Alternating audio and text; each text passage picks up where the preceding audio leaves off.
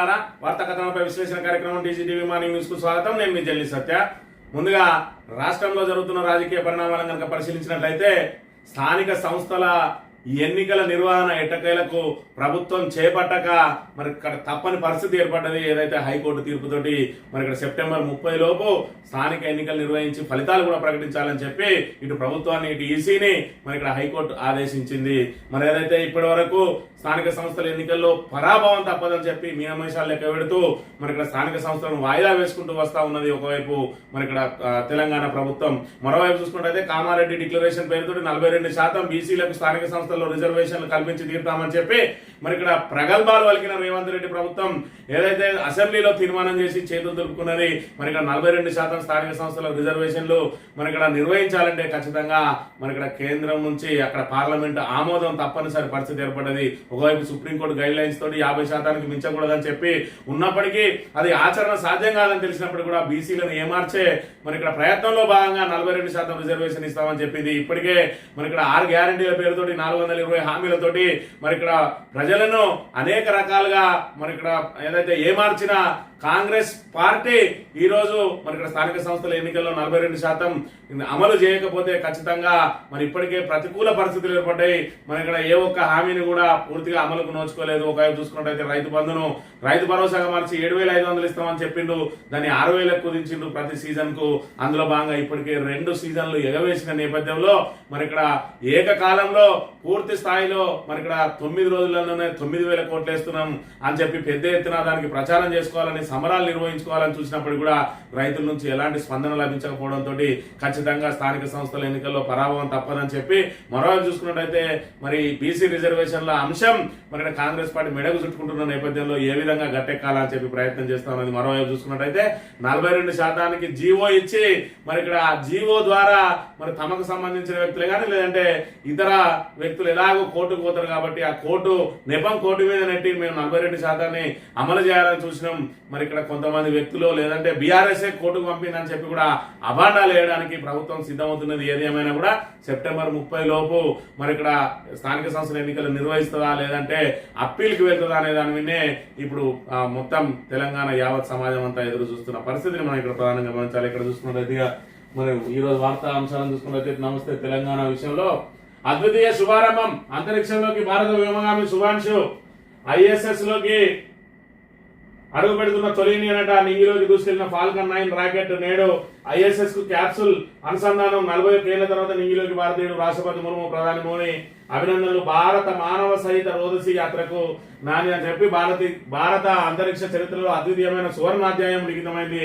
4 దశాబ్దాల నిరీక్షణ తర్వాత వినువిధుల్లో భారత కీర్తి పతాక మరోసారి రెపరెపలాడింది. 146 కోట్ల మంది భారతీయుల ఆకాంక్షలను నిజం చేస్తూ మన వ్యోమగామి శుభాంశు శుక్లా రోదసీలోకి విజయవంతంగా ప్రయాణం మొదలుపెట్టి శుభాంశుతో సహా మరో 3 వ్యోమగాములను తీసుకెళ్లి స్పేస్ ఎక్స్ కు చెందిన ఫాల్కన్ 9 రాకెట్ నింగిలోకి దూసుకెళ్లింది. తద్వారా అంతర్జాతీయ అంతరిక్ష కేంద్రంలోకి అడుగుపెట్టనున్న తొలి భారతీయుడిగా రాకేష్ శర్మ తర్వాత రోదసీలోకి వెళ్లిన 2వ ఇండియన్గా శుభాంశు నూతన రికార్డు సృష్టించనున్నారు అని చెప్పి మరి ఇక్కడ చూసుకున్నట్టయితే ఏదైతే మరి ఆ శుభాంశు మరి నిన్నటి రోజున అంతరిక్షంలోకి అది కూడా మరి ఇక్కడ అంతర్జాతీయ మరి దానిలోకి వెళ్ళబోతా ఉన్నాడు. దీని ద్వారా ఇప్పటి వరకు తొలి భారతీయునిగా మరి ఇక్కడ పేరు తెచ్చుకోబోతా ఉన్నాడట. ఈ అంతర్జాతీయ ఏదైతే ఐఎస్ఎస్ లోకి అడుగు పెడుతున్న తొలి భారతీయుడు, అదేవిధంగా రోదసీలోకి అడుగు పెడుతున్న 2వ భారతీయునిగా రికార్డు సృష్టించిన. మరోవైపు చూసుకున్నట్టయితే భారత్ ఏదైతే సాంకేతిక వైపు ఏ విధంగా దూసుకుపోతా ఉన్నదని చెప్పి భారత కీర్తి పతాకను నిలబెట్టడంలో ఈ రోజు శుభాంశు మరి ఇక్కడ ఒక అడుగు ముందుకేసిందని చెప్పి చెప్పక తప్పని పరిస్థితి. ఇక 3 నెలల్లో పంచాయతీ సెప్టెంబర్ 30 నాటికి ఎన్నికల ప్రక్రియ ముగియాలి. 30 రోజుల్లో ప్రభుత్వ చర్యలు పూర్తి కావాలి. తర్వాత 2 నెలల్లోగా ఈ ఎస్ఈసి ఎన్నికలు జరపాలి. సర్కారుకు ఎన్నికల సంఘానికి హైకోర్టు ఆదేశం. 8 పేజీల తీర్పు వెలువరించిన జస్టిస్ మాధవీదేవి. తాజా మాజీలను కొనసాగించేందుకు నిరాకరణ. నిరుడు జనవరి 31 ముగిసిన పదవి కాలం 14 నెలలు దాటిన ఎన్నికల ఊసెత్తని ప్రభుత్వం అని చెప్పి మరి ఇక్కడ ఒకవైపు ఇక్కడ చూసుకున్నట్టయితే 17 నెలలు అయితేనే మరి ఇక్కడ స్థానిక సంస్థలకు సంబంధించి సర్పంచుల ఎన్నికలు పూర్తయి ఎంపీపీ జడ్పీటీసీలు అయిపోయి కూడా 14 నెలలు పూర్తిగా వస్తున్నది. అయినప్పటికీ కూడా ఇప్పటి వరకు ఎన్నికలు నిర్వహించడం లేదు. మరోవైపు చూసుకున్నట్టయితే మరి ఇక్కడ గతంలోనే డిసెంబర్లో ఈ కేసు మరి ఇక్కడ ఏదైతే హియరింగ్ వచ్చిన రోజున మాకు 2 నెలల టైం కావాలని చెప్పింది. మరి ఇక్కడ మళ్ళీ ఇప్పుడు కూడా ప్రభుత్వం మరో 30 రోజుల టైం కావాలని అడిగింది. అదేవిధంగా ఎస్ఈసి ప్రభుత్వం మాకు ఏదైతే వార్డుల విభజన చేసి మరి ఇక్కడ రిజర్వేషన్ల అంశాన్ని తేల్చిన తర్వాత 60 రోజులలో నిర్వహించి తీరుతామని చెప్పి ఏదైతే అఫిడవిట్ దాఖలు చేసిందో మరి ఇక్కడ ఎన్నికల సంఘం దానికి రెండింటిని క్రోడీకరించి వీళ్ళకి నెల వీళ్ళకి 2 నెలలు మరి 3 నెలలు టైం తీసుకుంటే ఇదే చివరి అవకాశం. ఖచ్చితంగా మరి సెప్టెంబర్ 30 లోపు ఎన్నికలు నిర్వహించి ఫలితాలు ప్రకటించాలని చెప్పి నిన్నటి రోజున ఆదేశాలు జారీ చేసింది. మరి కోర్టు ఆదేశాలతోటి మరి ఇక్కడ ఎన్నికలు నిర్వహించక తప్పని పరిస్థితి ఏర్పడ్డది. ఈ రోజు కాంగ్రెస్ ప్రభుత్వం ఎన్నికలకు పోవడానికి చెంకుతా ఉన్నది. ఎందుకంటే ఇప్పటికే కాంగ్రెస్ పార్టీ మీద కాంగ్రెస్ ప్రభుత్వం మీద పెద్ద ఎత్తున మరి ఇక్కడ వ్యతిరేకత ఏర్పడ్డది. సబ్బండ వర్గాలు నిరుద్యోగులు అయితే పోరాటం చేస్తా ఉంటే రేవంత్ రెడ్డి అదే అబద్ధాలను మళ్ళీ వేస్తా ఉన్నాడు.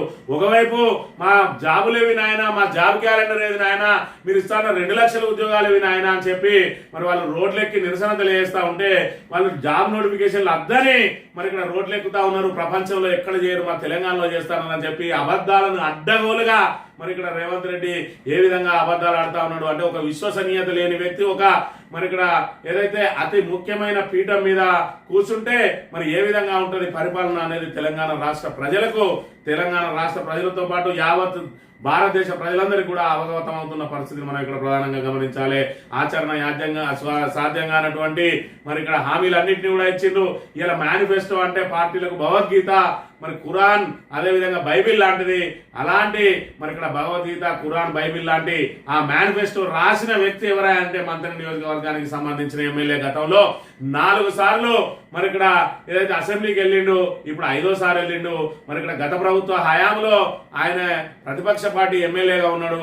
అయినప్పటికీ ఆర్థిక పరిస్థితులు అన్ని కూడా తెలిసినప్పటికీ 10 సంవత్సరాల కాలంలో పురిటి బిడ్డ మరి ఇక్కడ తెలంగాణను మరి ఇక్కడ ఏదైతే పెంచి పెద్ద చేసి పోషించి మనకు సంబంధించిన కొత్త కాపురం పెట్టుకుంటే ఏ విధంగా ఉంటుందో అవన్నింటినీ కూడా సమకూర్చుకొని మరి ఇక్కడ 10 గంటలు 12 గంటల కరెంటు కట్టల నుంచి 24 గంటల కరెంట్ ఇచ్చుకునే స్థాయికి, అదేవిధంగా మరి ఇక్కడ మనకు సంబంధించి ఎస్ఆర్ఎస్పి తప్ప సాగునీటికి మరొక అవకాశం లేదు. ఎస్ఆర్ఎస్పి ద్వారా టైలెంట్ ప్రాంతాలకు కానీ మరి ఇక్కడ సమ్మర్ లో నీళ్ళు వచ్చే పరిస్థితి లేదు, తాగునీటికి కటకట ఏర్పడే పరిస్థితుల నుంచి మరి ఇక్కడ ఏదైతే మిగులు జలాలను ఏర్పాటు చేసిండు కాళేశ్వరం లాంటి బృహత్తరమైన ప్రాజెక్టును కట్టి మరి అనేక ఇన్ఫ్రాస్ట్రక్చర్ మరి 2 కోట్ల చదరపు అడుగుల నిర్మాణాలు చేపట్టిండు.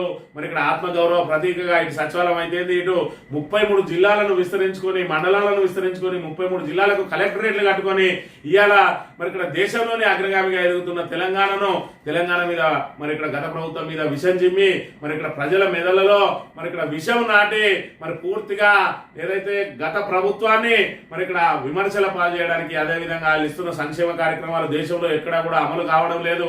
అయినప్పటికీ మరి తెలంగాణ ఆర్థిక పరిస్థితి ఏ విధంగా ఉన్నప్పటికీ కూడా మరి రెండింటిని సమన్వయం చేసుకుంటా ఇటు అభివృద్ధిని ఇటు సంక్షేమాన్ని సమన్వయం చేసుకుంటూ ముందుకు సాగిన కేసీఆర్ ప్రభుత్వంలో మరి సంక్షేమ పథకాలన్నింటిలో కూడా మరి ఇక్కడ సక్సెస్ అయింది బీఆర్ఎస్. కాబట్టి మరి బీఆర్ఎస్ ను దెబ్బ కొట్టాలంటే దానికంటే డబుల్ ఇస్తామని చెప్పాలి. మరి ఆచరణకు సాధ్యమైందా అంటే మరి ఇక్కడ ఆచరణ సాధ్యం కాదు. 100 అబద్ధాలైనా ఒక పెళ్లి చేయాలన్నట్టు 100 అబద్ధాలైనా మంచిదే, మనం అధికారంలోకి రావాలని చెప్పి కేవలం అధికార కాంక్షతోటి ఆచరణ సాధ్యం కావు అని తెలిసినప్పటికీ కూడా అవి ఇవ్వలేమని తెలిసినప్పటికీ కూడా మరి ఇక్కడ ప్రజలను ఏమార్చడానికి బాండ్ పేపర్లు రాసిచ్చిండ్రు. మేము వచ్చిన 100 రోజులలోనే 6 గ్యారంటీలు అమలు చేస్తామని చెప్పి ప్రజలను నిండా ముంచి అధికారంలోకి వచ్చి ఇలా మరి చీత్కారం ఎదుర్కొంటూ ఇవాళ ఎన్నికలు ఎప్పుడొచ్చినా కూడా కాంగ్రెస్ కు బుద్ధి చెప్పడానికి మరి ఇక్కడ ఏదైతే మహిళలు అయితేంది, వృద్ధులు అయితేంది, విద్యార్థులు అయితేంది, ఉద్యోగులు అయితేంది, నిరుద్యోగులు అయితేంది, ఆటో డ్రైవర్లు అయితేంది, కార్మికులు అయితేంది కార్మికులు అయితేంది అందరూ కూడా సిద్ధంగా ఉన్నారు కాంగ్రెస్ ను పొందబెట్టడానికి. దాంతో మరి ఇక్కడ ఉప ఎన్నికలకు పోవడానికి కానీ అదేవిధంగా ఇక్కడ చూసుకున్నట్లయితే స్థానిక ఎన్నికలు పోవడానికి ప్రభుత్వం పూర్తి స్థాయిలో జంకుతా ఉన్నది. మరోవైపు చూసుకున్నట్టయితే జూబ్లీ హిల్స్ లో మరి ఇక్కడ ఏదైతే మాగంటి గోపీనాథ్ మరి మృతి చెందిండో బీఆర్ఎస్ ఎమ్మెల్యే అక్కడనైతే ఉప ఎన్నిక నిర్వహించక తప్పని పరిస్థితి ఏర్పడ్డది. దానికి ప్రభుత్వ సంసిద్ధత లేకున్నా కూడా ఈసీ 6 నెలల లోపు ఎన్నికలు నిర్వహిస్తుంది. ఈ లోపల స్థానిక సంస్థల ఎన్నికలు వస్తాయి. ఈ 2 జరిగిన తర్వాత మరి ఇక్కడ ప్రభుత్వ పరిస్థితి ఏందన్నది పూర్తిగా మరి కాంగ్రెస్ అధిష్టానానికి కూడా అవగతం అవుతుంది. ఇప్పటికే కాంగ్రెస్ అధిష్టానం గుర్రుగా ఉన్నది. దాంతో రేవంత్ రెడ్డికి కనీసం అపాయింట్మెంట్ కూడా ఇయ్యని పరిస్థితిని మనం ఇక్కడ చూస్తూనే ఉన్నాం. ఇక బీసీలకు 42% కోటా లేనట్టే బిల్లును ఆమోదించి 3 నెలలుగా పెండింగ్ అసెంబ్లీ తీర్మానంలో చేతులు దులుపుకున్న సర్కార్ కోర్టు తీర్పు సాగుతో హామీకి కాంగ్రెస్ ఎగనామం ఖచ్చితంగా 42% కోటా అమలు చేయలేరు అన్న విషయం వాళ్ళకు కూడా తెలుసు. అయినప్పటికీ కూడా బీసీలను కూడా ఏదో రకంగా ఏమార్చాలి.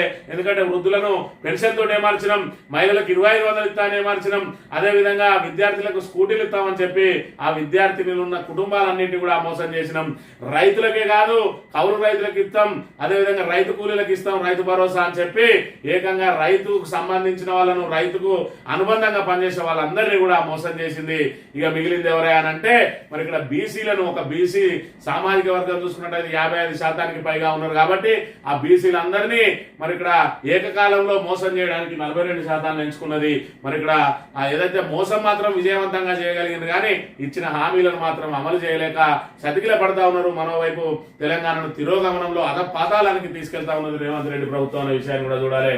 ఇక 23% అయినా ఉంటుందా? డెడికేటెడ్ కమిషన్ నివేదిక తప్పనిసరి కొత్తగా మళ్ళీ ఏర్పాటు చేయాల్సిందే, లేదంటే అంతేగతి.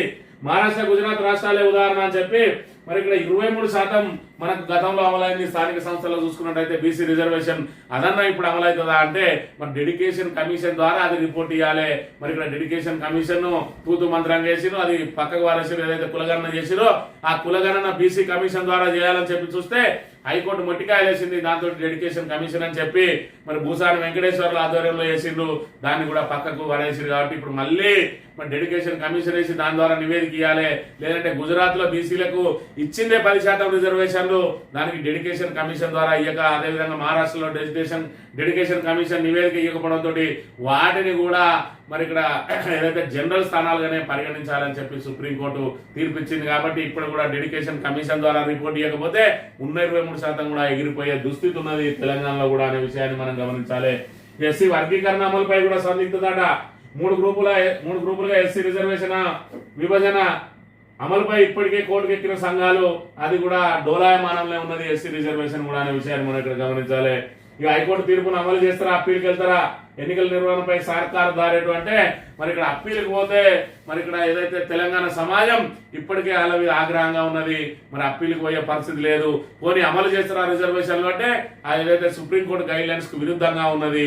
మరి ఇక్కడ చూసుకున్నట్టయితే ఇప్పుడు వాళ్ళ ముందున్న కింగ్ కర్తవ్యం ఏంటి అని అంటే పాత రిజర్వేషన్ల ప్రకారం ఎన్నికల కన్నా పోవాలి, లేదంటే బీసీలను సంతృప్తి పరచడానికి ఒక జీవో జారీ చేయాలి. జీవో జారీ అయితే ఆల్రెడీ కోర్టుకు పోతారు కాబట్టి ఆ కోర్టులో ఈ జీవో కొట్టుడు పోతుంది. కాబట్టి దీని ద్వారా కొంత తాత్సారం అన్నా జరుగుతుంది.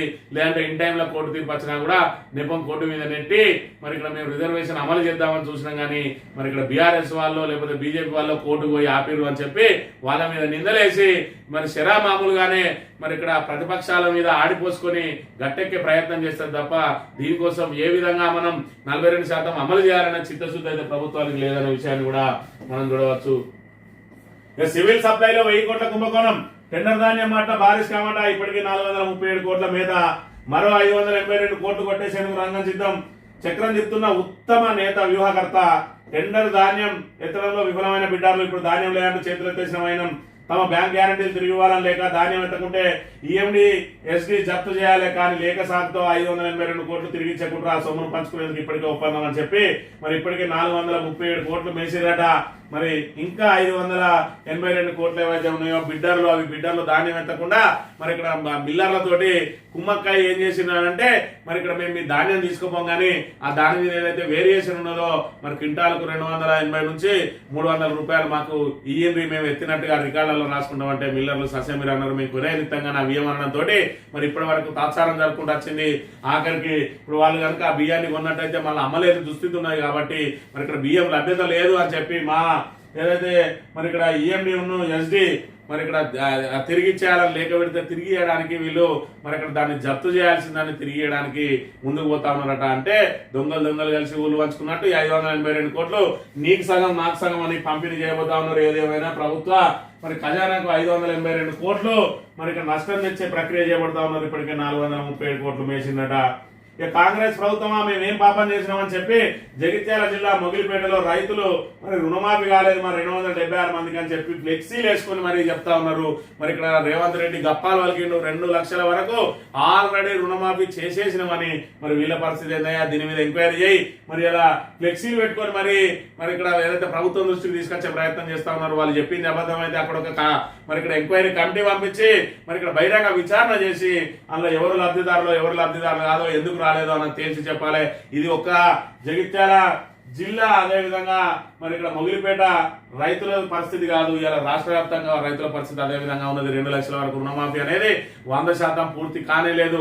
2 లక్షల పైన ఉన్నా, 5 లక్షల వరకు ఉన్నా, 4 లక్షల వరకు ఉన్నా మీరు ఎంతైనా కట్టుకోరు, 2 లక్షలు మేము రుణమాఫీ చేస్తామన్నాడు. ఆ అవకాశం విడిచిపెట్టి కనీసం 2 లక్షల వరకు, ₹1,00,000 వరకు ఉన్న వాళ్ళకు కూడా సంపూర్ణంగా రుణమాఫీ కాలేదు అని చెప్పి మరి ఇక్కడ రైతులందరూ కూడా పెద్ద ఎత్తున మరి ఇక్కడ ఆందోళన చేస్తున్న పరిస్థితి కూడా మనం గమనించాలి. ఇక పింఛన్ వాటాల వంచన అని ఉద్యోగుల సొమ్ముతో సర్కారు సోకులట. సిపిఎస్ ఉద్యోగులతో ఆడుకుంటున్న కాంగ్రెస్ ప్రభుత్వం నెల టంచన్గా ఉద్యోగ వేతన నుంచి 10% కోత, తన వాటాగా ఉన్న 10% డబ్బును చెల్లించిన సర్కార్ తిరిగి ప్రభుత్వ ఖజానాకే చేరుతున్న ఉద్యోగుల వాటా డబ్బు ఆ మొత్తాన్ని దర్జాగా ఇతర పథకాలకు మళ్లిస్తున్న ప్రభుత్వం. 13 నెలల్లో 1,300 కోట్లు వాడుకున్న రేవంత్ సర్కార్ 2,20,000 మంది ఉద్యోగుల భవిష్యత్తుకు భరోసా కరువైంది అని చెప్పి మరి ఇక్కడ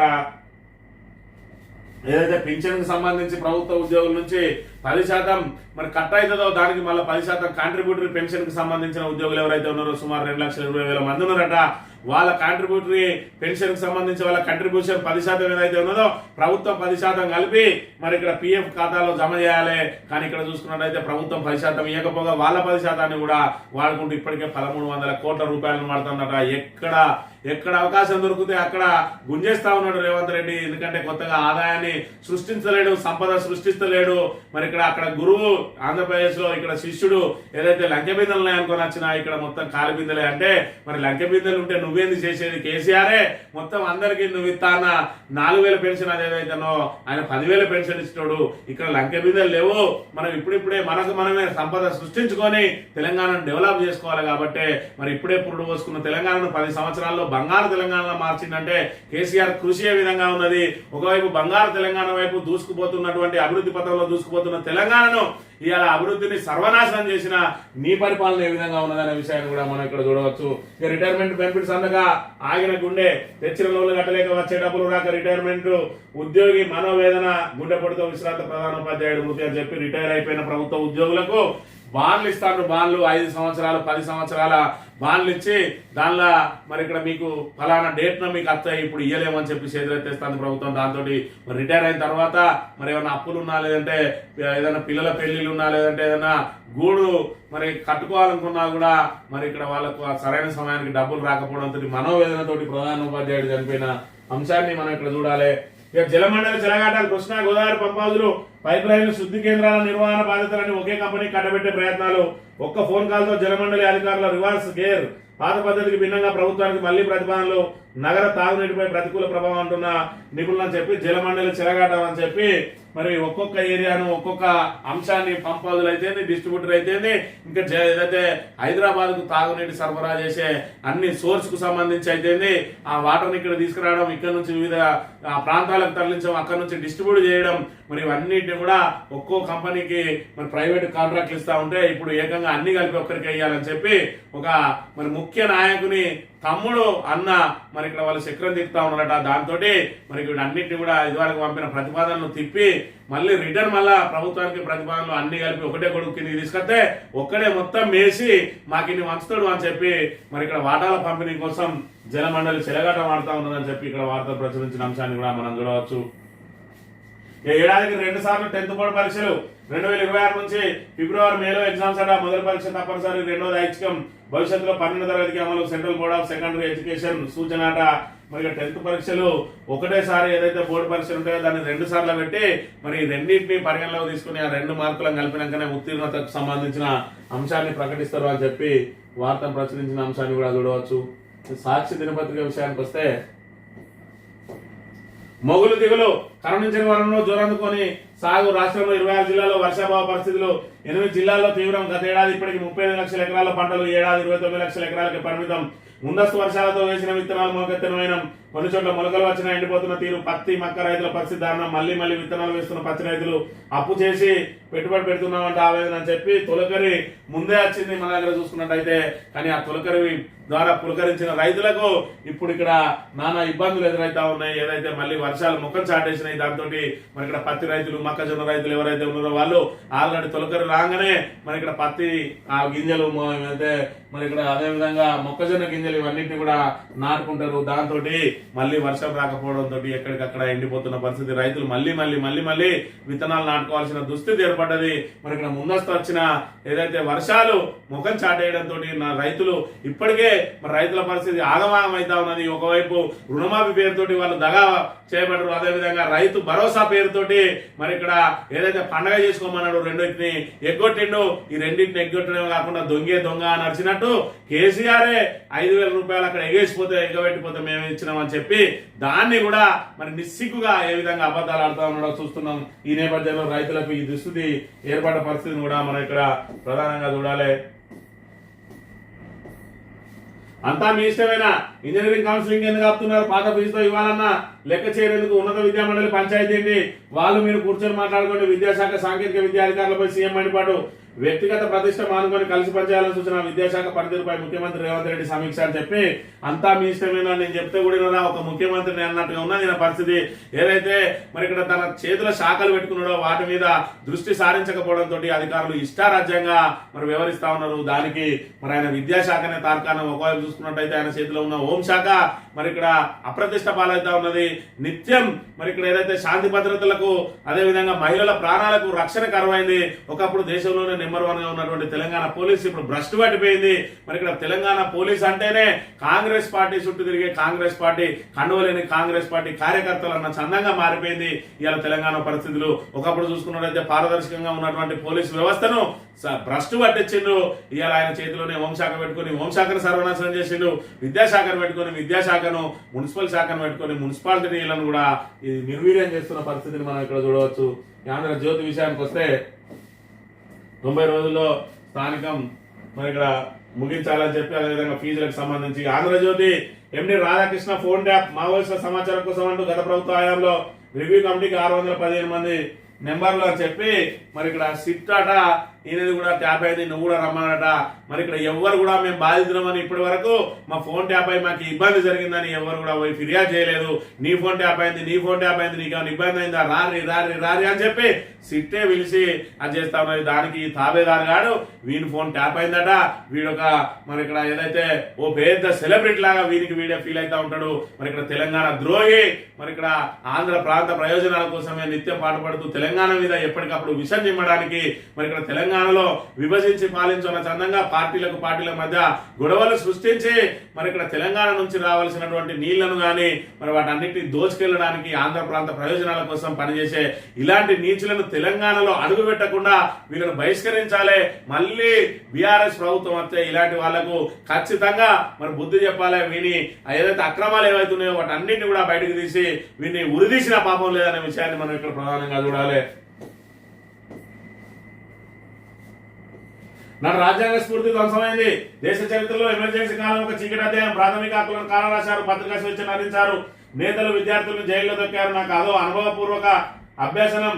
ప్రధాని మోడీ ఎమర్జెన్సీ నాటి స్వీయ అనుభవాల సంకలన పుస్తకం ఆవిష్కరణ అని చెప్పి ఎమర్జెన్సీ విధించి ఏదైతే ఇందిరమ్మ రాజ్యం అని చెప్పి మరి ఇక్కడ రేవంత్ రెడ్డి ప్రభుత్వం మరి ఇక్కడ ఊదరగొడతా ఉన్నదో మరి ఇక్కడ ఇందిరమ్మ ప్రధానమంత్రిగా ఉన్న సమయంలో ఆమె దిగిపోవాల్సిన సమయంలో ఎమర్జెన్సీ ఏదైతే విధించి 2 సంవత్సరాల పాటు భారతదేశంలో ఉన్నటువంటి మరి ఇక్కడ పత్రికా స్వేచ్ఛ నరించి ఏదైతే ముఖ్యమైన నాయకులందరినీ కూడా జైళ్లలో దోసి అరాచకం సృష్టించిందో ఆ అరాచకాలే ఇప్పుడు తెలంగాణలో మళ్ళీ ఏదైతే రేవంత్ రెడ్డి పాలనలో పునరావృతం అయినాయి. మరి ఇక్కడ చూసుకున్నట్టయితే ఎక్కడికక్కడ మరి ఏ విధంగా దోపిడీలకు పాల్పడతా ఉన్నారు, అదే విధంగా దోపిడీ గురించి మరి ఇక్కడ బయట పెట్టిన వాళ్ళని ఏ విధంగా దాడులు చేస్తా ఉన్నారు చూసుకున్నట్టయితే జగిత్యాల జిల్లా వెల్గటూరు మండలానికి సంబంధించి మరి ఇక్కడ ఆయన ఇంతకుముందు మరి అక్కడ ఆ విప్పుగా ఉండే లక్ష్మణ్ కుమార్ గారు ఇప్పుడు ఏకంగా మంత్రి అయిండు.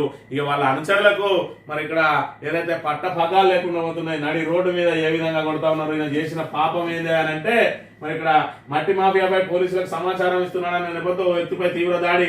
జగిత్యాల జిల్లా వెల్లడూరు మండలంలోని పైడిపల్లి గ్రామ చెరువులో గల మట్టిని గురువయ్య ఆయన ఇద్దరు కొడుకులైన మహేష్ ప్రశాంత్ అక్రమంగా తరలింపు మాట్లాడుకుందామని అంబేద్కర్ విగ్రహం వద్ద పిలిచి రమేష్ పై దాడి చేస్తా ఉన్నారట. ఏ విధంగా దాడి చేస్తా ఉన్నారు బహిరంగంగా ఇక్కడ చూసుకున్నట్టయితే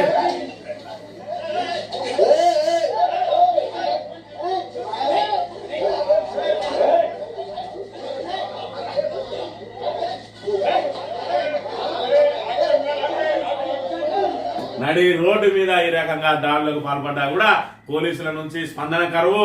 మరి ఇక్కడ చూసుకుంటే శాంతి భద్రతల కాపాడంలో ఏ విధంగా ఉన్నది. మరి ఇందిరమ్మ రాజ్యం అంటే ఇందిరమ్మ ఎమర్జెన్సీ కాలంలో 2 సంవత్సరాల చీకటి రోజులు ఏవైతే ఉన్నాయో అవే ఇక్కడ తెలంగాణలో పునరావృతం అవుతున్నాయి. జగిత్యాల జిల్లాలో ఏ విధంగా అక్రమాలు జరుగుతా ఉన్నాయి. మరి ఇక్కడ ధర్మపురి నియోజకవర్గంలో ఏ రకమైన దాడులకు పాల్పడతా ఉన్నారు. మరి ఇక్కడ తెగబడి ఈ మంత్రి అనుచరులు అడ్డూరు లక్ష్మణ్ కుమార్ గారి మరి మంత్రి గారి అనుచరులు ఏ విధంగా దాడులకు పాల్పడతా ఉన్నారు. చేసేదే అక్రమాలు. ఆ అక్రమాలను బయటికి చెప్పినందుకు ఏ విధంగా దాడులు చేస్తా ఉన్నారు నడి రోడ్ల మీద. అయినా కూడా వాళ్ళను మరి ఇక్కడ ఏదంటే పోలీసులు అంటే మాకు ఏదైతే మా తాబేదారులు అన్న చందంగా వ్యవహరిస్తున్న పరిస్థితిని మనం ఇక్కడ చూడాలి.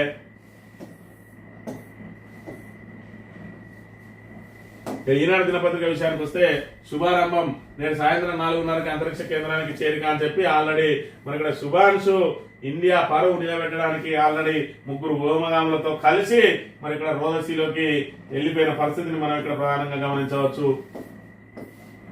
పర్యాటక ప్రాంతంగా కర్యాగుట్టలు రహదారులు ఓటాల నిర్మాణానికి కేంద్ర ప్రణాళిక సాయుధ బలగాల అతిపెద్ద శిక్షణ కేంద్రం ఏర్పాటు యోచన అని చెప్పి నక్సలైట్లకు పూర్తిగా మరి పట్టుకుమలా ఉన్నటువంటి కర్యాగుట్టల్లో మరి ఆపరేషన్ కగార్ పేరుతో ఇప్పటికే నక్సలైట్లను పూర్తిగా ఏరివేసే కార్యక్రమం పెట్టింది. మరోవైపు భవిష్యత్తులో కూడా ఆ కర్యాగుట్టల్లో నక్సల్స్ కు స్థావరాలు ఉండకుండా చేసే విధంగా మరి ఇక్కడ కేంద్ర ప్రభుత్వం పర్యాటక ప్రాంతంగా ఏర్పాటు చేసి అక్కడ హోటళ్లు దానికి సరైన రవాణా వ్యవస్థను సృష్టించి మరి అదేవిధంగా సాయుధ బలాలకు శిక్షణ కేంద్రంగా కూడా ఏర్పాటు చేసి నక్సలైట్లను ఆ పరిసర ప్రాంతాలకు కూడా రాకుండా ఉండడానికి మరి ఇక్కడ పర్యాటక ప్రాంతంగా దాన్ని అభివృద్ధి చేయడానికి ప్రయత్నం చేస్తా ఉన్నా. అంటే ఇదేదో ప్రజల కోసమో ప్రజలను మరి ఇక్కడ ప్రజలకు పర్యాటక రంగాన్ని పెంచి పోషించడానికో లేకపోతే ప్రజలకు సౌకర్యాల కల్పన కోసం కాదు, కేవలం మావోయిస్టులను అంతం చేసే విధంగా అంతం చేయడం కోసం ఈ కర్యాగుట్టలను పర్యాటక ప్రాంతంగా మార్చడానికి ప్రయత్నం చేస్తా ఉన్నది. మరోవైపు చూసుకున్నట్టయితే మరి ఇక్కడ ప్రాచీన శిల్పకళా సంపదను కాపాడుకోవడానికి ఇటు కేంద్ర రాష్ట్ర ప్రభుత్వాలు ఏమాత్రం అయితే ప్రయత్నం చేస్తలేవు.